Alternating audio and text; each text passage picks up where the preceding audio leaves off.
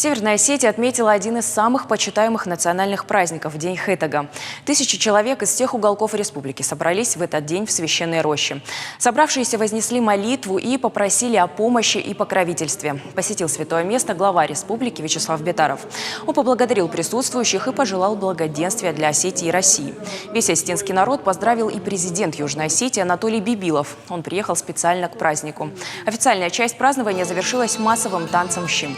В этом году в рощу Хетага с традиционными 3 пирогами пришли более 10 тысяч человек.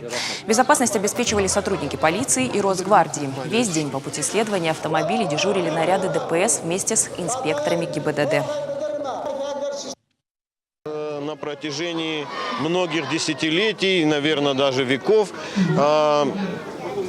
осетины собираются в июле в этой роще для того, чтобы помолиться, для того, чтобы поблагодарить Ваштерджи за ту помощь, которую он оказал Хетагу.